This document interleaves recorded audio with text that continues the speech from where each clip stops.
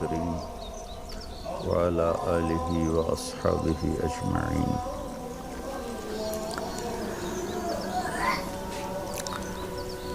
انسانی زندگی جنگلوں سے، غاروں سے شروع ہوئی اور انسان میں آگے بڑھنے کی، اچھا سے اچھا کرنے کی اللہ نے ایک خواہش رکھی، ارج رکھی. تو آپ دیکھیں، کوا جیسے گھونسلہ بناتا تھا آج سے ہزاروں سال پہلے، ویسے ہی اس کا گھونسلہ آج بھی ہے. چڑیا جیسے بناتی تھی گھونسلہ ہزاروں سال پہلے، آج بھی اس کا ایسے ہی ہے.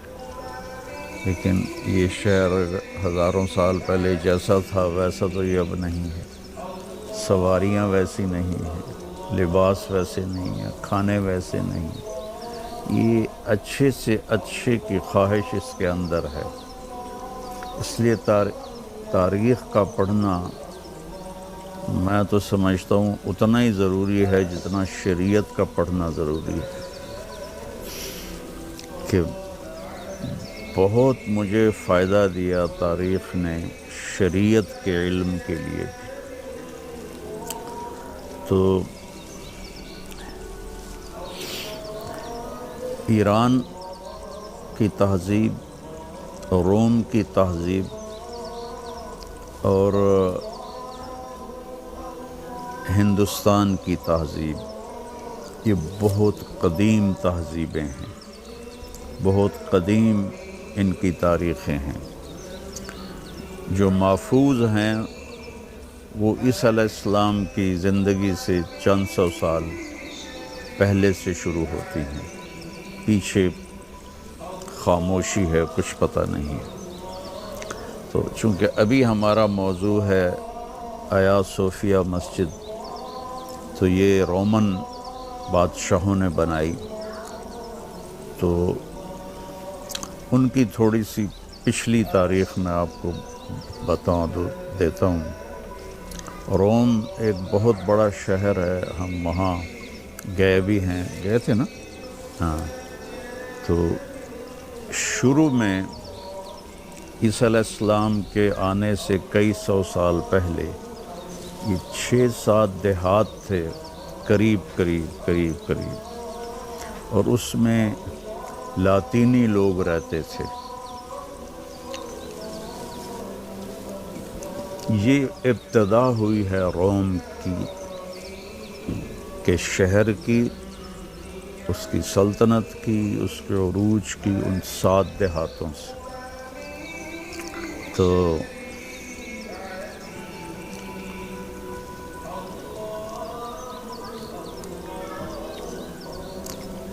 روم کی ایک بہت بڑی سلطنت وجود میں آئی جس نے آدھی سے زیادہ دنیا پر حکومت کی. پھر 4 صدی میں، یعنی عیسیٰ علیہ السلام کی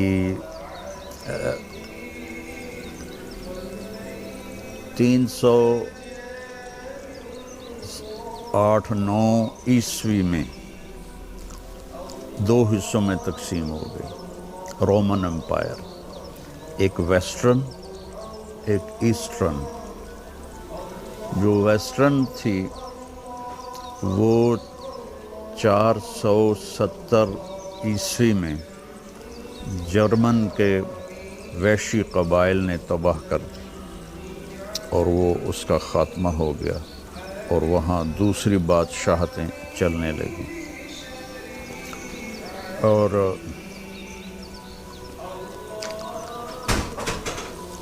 یہ جو مشرقی رومن سلطنت تھی، اس علاقے کا نام تھا بازنطین، پرانا نام. تو قسطنطین جب بادشاہ بنا تو اس نے سب سے بڑی سلطنت بنائی، اور اس نے اپنے دارالحکومت کے لیے کسی شہر کو نئے شہر آباد کرنے کا ارادہ کیا، تو وہ اتنا سمجھدار انسان تھا. اس سے ہزاروں سال بعد ناپولین آیا جو بہت بڑا جرنیل گزرا ہے. اس نے کہا اگر پوری دنیا میں ایک حکومت قائم ہو پوری دنیا میں تو اس کے لیے جو کیپٹل ہے وہ استنبول بنتا ہے. اس کی اتنی بڑی گہری نظر تھی. وہ خود آیا اور اس نے ایک لکڑی لی اور اس سے ایک لکیر کھینچتا گیا. اس وقت چونکہ حملے ہوتے تھے وہ فوجوں کے، تو 3 طرف سے سمندر نے گھیرا ہوا ہے اس شہر کو. یہ سامنے والا استنبول تو بات کا بنا ہوا ہے، 3 طرف سے سمندر، وہاں سے حملہ نہیں ہو سکتا کیونکہ اس وقت جو نیول جو تھی آرمی وہ بڑی کمزور تھی، کشتیاں تھیں.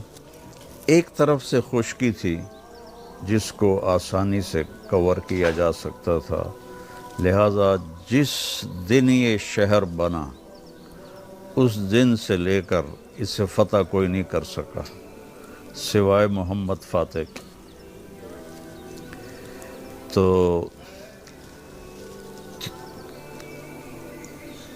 اس کے بعد اس نے عیسائی مذہب قبول کر لیا قسطنطین نے. اس نے اس کا نام رکھا نیو روم، نیا روم. اصل روم تو ادھر تھا، اس کا نام رکھا نیو روم، لیکن پھر بعد میں بدل کے اپنے نام پر قسطنطینیہ. یہ ہمارے ملک میں پڑھتے ہیں قسطنطنیہ، یہ ہے قسطنطینیہ. تو اس نے 330 عیسوی میں ایک گرجا بنایا لکڑی کا. یہ جو آیا صوفیہ ہے یہ لکڑی کا ایک گرجا بنایا گیا تھا. اور صوفیہ مصر میں ایک عیسائی خاتون تھی جس پر وہاں کے بت پرست بادشاہ نے بہت زور لگایا کہ وہ اپنا مذہب چھوڑ دے، تو اس نے انکار کیا. تو اس پر اس کو بہت عذاب دیے، سزائیں دیں اور قتل کر دیا. تو یہ خبر اس وقت، یہ چونکہ قسطنطین اپنے وقت کا سب سے بڑا بادشاہ تھا، اور عیسائیت اس نے قبول کر لی تھی، تو اس نے پھر اس کا نام صوفیہ رکھا. صوفیہ، اس عورت کے نام پر صوفیہ. تو 530 عیسوی میں وہ جل گیا. 330 اور 200 سال کے بعد اس کو لکڑی کا تھا، اس کو آگ لگ گئی.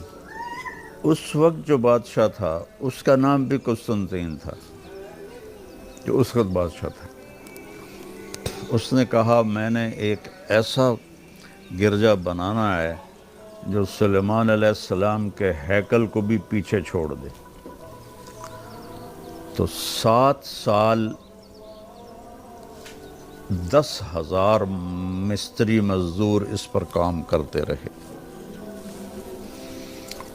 اور اس کے جو وہ ابھی آپ دیکھیں گے اوپر ٹاپ کے جو کتنے ہیوی ویٹ ہیں، وہ کتنی دفعہ گر جاتا تھا. وہ جوڑتے تھے، وہ وزن کی وجہ سے گر جاتا تھا.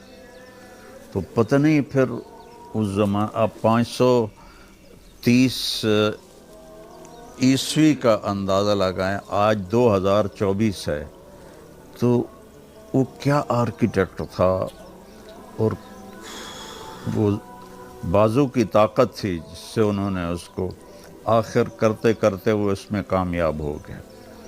اور 7 سال میں یہ 10,000 مستری مزدوروں اور انجینئرز کی مدد سے یہ گرجا وجود میں آیا۔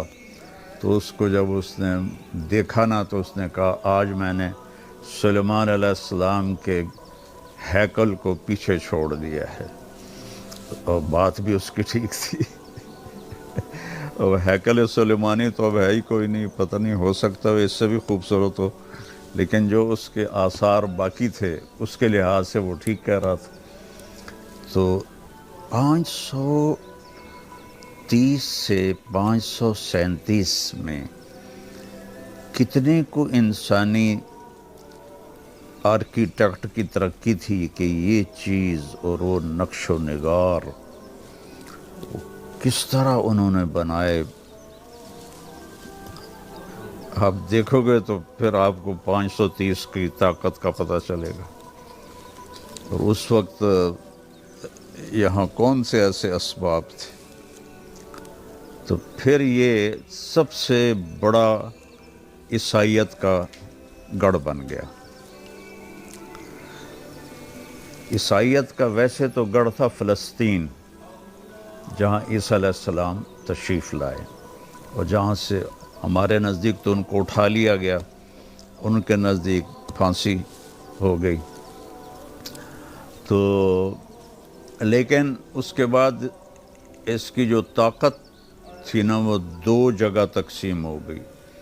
ایک روم، وہاں کی جو مغربی سلطنت تھی رومن، اس کے بعد جو آئے جرمن قبائل وہ بھی عیسائی تھے۔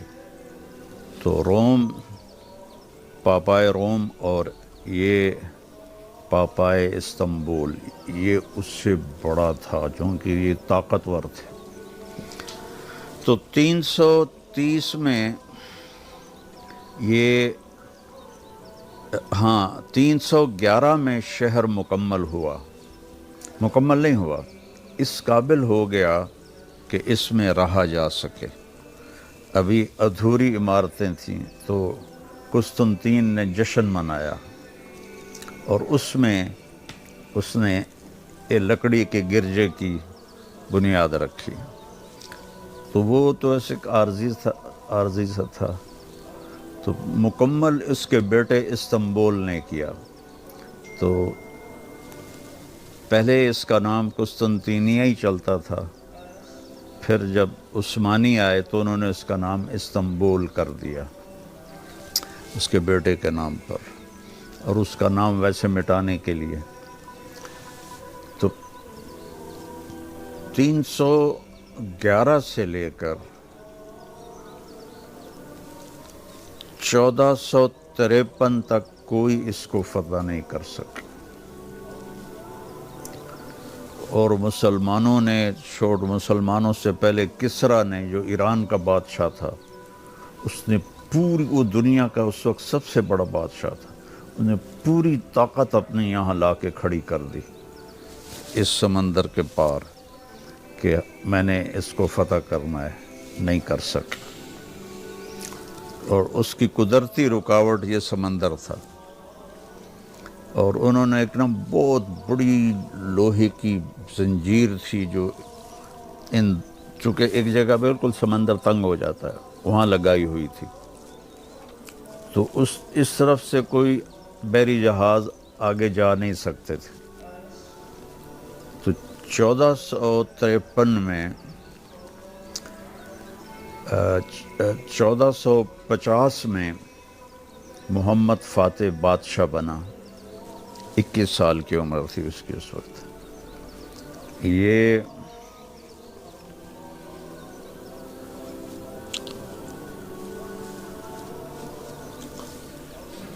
تو خیر بعد میں پھر اس کی تاریخ بتاؤں گا۔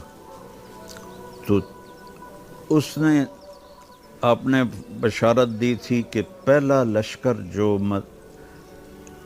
روم کے اس کے کیسر کے شہر پہ حملہ کرے گا وہ جنتی ہوگا، بخشا جائے گا، اور جو اسے فتح کرے گا اس کے لیے جنت واجب ہو جائے گی۔ تو ہر دور میں اس پر حملے ہوتے رہے، جب مسلمان طاقتور ہو گئے، ناکام رہے۔ حضرت معاویہ رضی اللہ عنہ کے دور میں بھی اس پر حملہ ہوا، اس کے بعد عمر بن عبدالعزیز کے دور میں بھی اس پر حملہ ہوا، اور اس کے بعد عثمانی ترکوں نے اس پر بڑے حملے کیے، کوئی کامیاب نہیں ہوا۔ تو محمد فاتح نے کہ نصیب میں اللہ نے یہ لکھا تھا، تو جب اس کی عمر 24 سال کی ہوئی تو اس نے لشکر تیار کر لیا۔ 3 سال اس نے تیاری میں لگائے، اور سارے لشکر میں کوئی بے وضو نہ رہے۔ دیکھو تیاری کیسے ہو رہی، باقی سارا کچھ ہو، اور سب روزہ رکھیں، اور سب رات کو اللہ سے مانگیں۔ حالانکہ جنگ کی حالت میں تو روزہ بھی نہیں رکھتے، لیکن سارا لشکر اتنے جوش میں تھا اللہ کے نبی کی بشارت کی وجہ سے، دن میں روزہ رکھ رہے تھے، رات ساری اللہ کے سامنے روتے تھے اور تیاری کرتے تھے۔ اب جو سب سے عجب، آج تک تاریخ حیران ہے، مورخ حیران ہے، محمد فاتح کو اللہ نے ترکیب سجائی کہ سمندر کی طرف سے حملہ کریں، تو کیسے حملہ کریں؟ سامنے پہاڑ تھے، اور سمندر کے راستے سے جائیں تو آگے ان کی وہ زنجیریں تھیں، ان کو پار کرنا ممکن نہیں تھا۔ تو اس نے پہاڑوں کے اوپر چربی لگوانی شروع کی۔ کہاں سے اتنی چربی اکٹھی کی کچھ پتہ نہیں، سارے پہاڑ کے اوپر اور چربی لگا دی، اور پھر جہازوں کو رسے ڈال کے ان کے اوپر کھینچ کے وہ وہ ہو گیا نا، گریس ہو گئی تو اس کے اوپر بحری جہازوں کو کتنے ہزاروں لاکھوں لوگوں نے کھینچا، اور کھینچ کر ان کو چوٹی پر پہنچایا، اور پھر وہاں سے نیچے سمندر میں ڈالا۔ تو جب صبح ہوئی تو استنبول والوں نے دیکھا کہ پورا بحری بیڑا سمندر میں آ چکا ہے۔ تو اس طرف وہ جو قلعے کی دیوار تھی وہ بھی کمزور تھی، اور اتنا کوئی انہوں نے حفاظتی نظام بھی نہیں بنایا ہوا تھا۔ تو سب کے ہوش اڑ گئے کہ یہ کیا ہوا، یہ کیسے ہوا، کہ یہ دنیا کی تاریخ کا پہلا اور آخری واقعہ ہے، آج تک ایسا نہیں ہوا۔ اتنے بڑے لشکر کو، 1.5-2 لاکھ کا لشکر تھا، ان کو بحری جہازوں میں بٹھا کر کھینچ کر اوپر لے گئے پہاڑ۔ پہلے پہاڑوں کو ہموار کیا پتھر توڑ توڑ کے، پھر ان پر وہ گریس لگائی چربی کی، جانوروں کی چربی، پتہ نہیں اور کس کس چیز کی چربی اللہ ہی جانے، پھر نیچے چربی لگائی، اور راتوں رات انہوں نے جہاز اوپر چڑھائے، اور اگلے دن سمندر کے اندر۔ اس کو دیکھتے ہی ان اندازہ ہو گیا رومیوں کو کہ ہاتھ سے گیا۔ تو سارے بڑے بڑے پادری اور ان کے جو راہب تھے آیا صوفیہ میں اکٹھے ہو کے گھنٹی بجاتے ہیں، گھنٹیاں بجا رہے اور دعائیں کر رہے، لیکن اللہ تعالیٰ نے محمد فاتح کے مقدمے، صرف 24 سال کی عمر،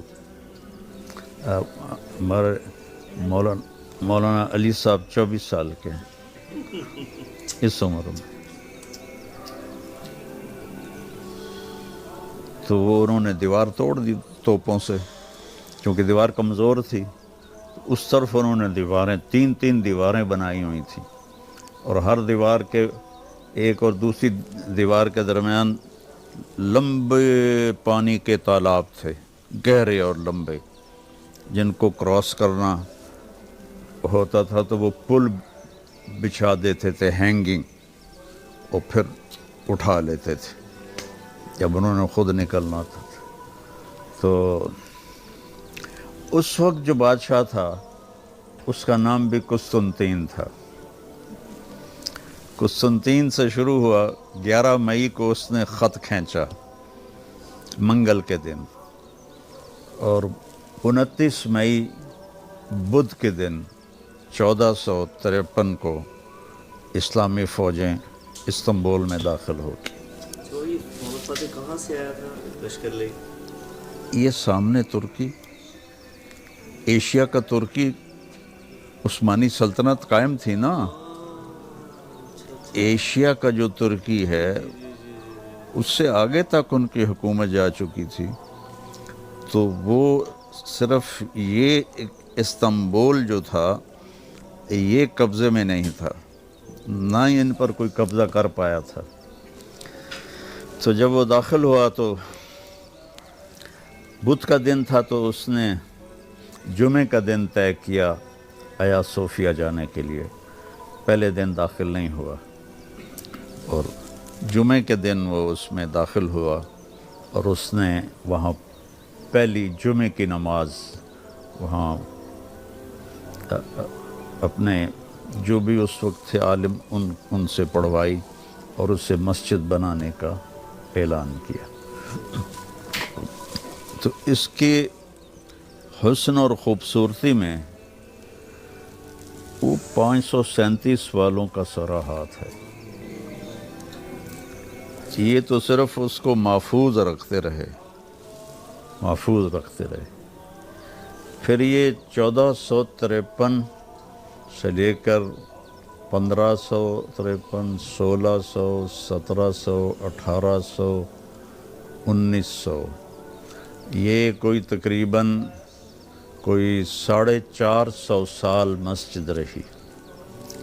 تو 1923 میں عثمانی حکومت ختم ہو گئی۔ ان کا آخری بادشاہ تھا عبد الحمید، اس سے پہلے تھا عبد المجید جس نے مسجد نبوی بنائی، پرانی مسجد نبوی، اور حرم شریف کی جو پرانا ترکی حرم توڑ کر اسی کے نمونے کا بنایا۔ یہ 1900 کہتا ہوں، باب عبد المجید وہاں اب بھی لکھا ہوا ہے۔ اس نے یہ استنبول کے ایشیائی حصے سے ٹرین چلتی تھی اور مدینے تک جاتی تھی، مدینے تک ریل بچھائی ہوئی تھی، جو کہ سارے راستے میں حکومت عثمانی ترکوں کی تھی۔ تو لارنس آف عربیہ ایک مووی بنی تھی، لارنس ایک تھا انگریز، اس نے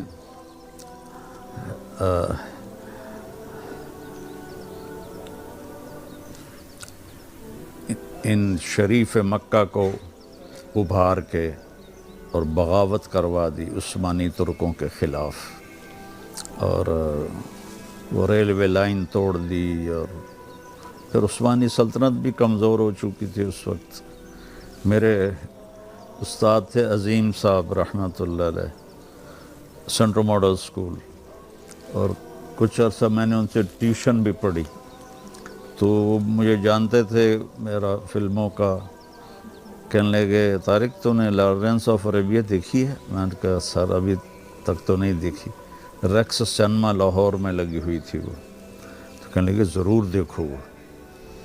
تو پھر میں اور گلاب علی ہم دونوں وہ مووی دیکھنے گئے۔ وہ انگلش فلمیں 1.5 گھنٹے کی ہوتی تھی، وہ 3 گھنٹے کی تھی۔ تو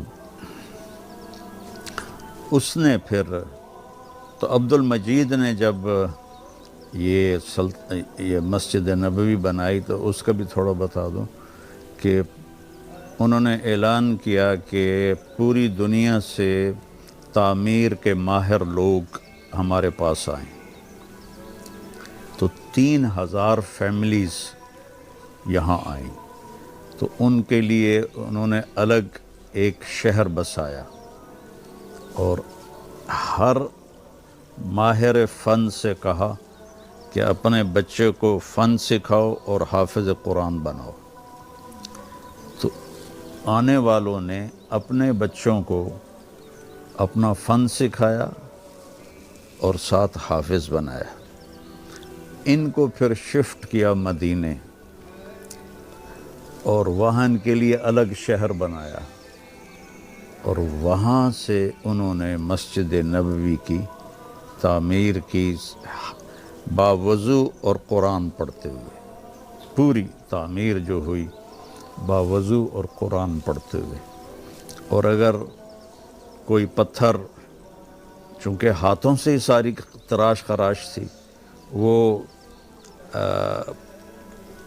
کم زیادہ ہو جاتا تو مسجد میں نہیں اس کو کاٹتے تھے ہتھوڑوں سے، وہ واپس لے جاتے تھے اسی جگہ پر جہاں ان کو بسایا تھا، وہاں جا کر اس کو وہ تراشتے تھے، کاٹتے تھے، پھر آ کر لگاتے تھے کہ مسجد میں شور نہ ہو۔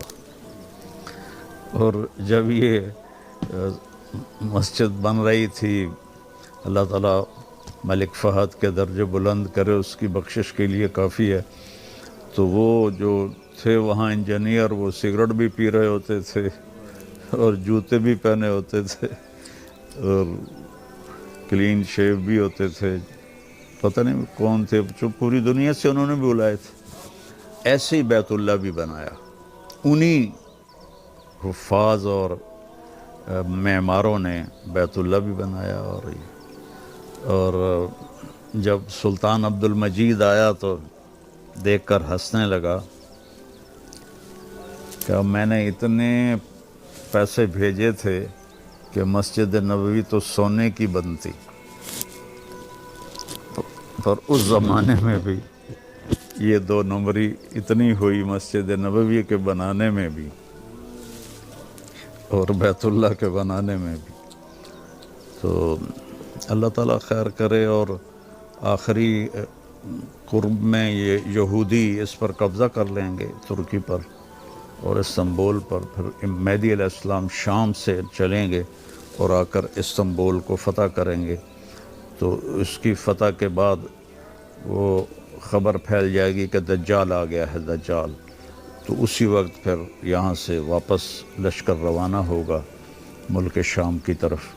تو ابھی وہ آیا نہیں ہوگا، ایسی افواہ پھیلی ہوگی، تو اس وقت پھر ان کے پہنچنے کے بعد پھر دجال آئے گا۔ تو اللہ تعالیٰ بھلا کرے۔ طیب اردگان کیسے میرے خیال میں 2021 میں اس کو مسجد میں تبدیل کیا، بہت مخالفت ہوئی لیکن اس نے اس کو مسجد میں تبدیل کیا، اور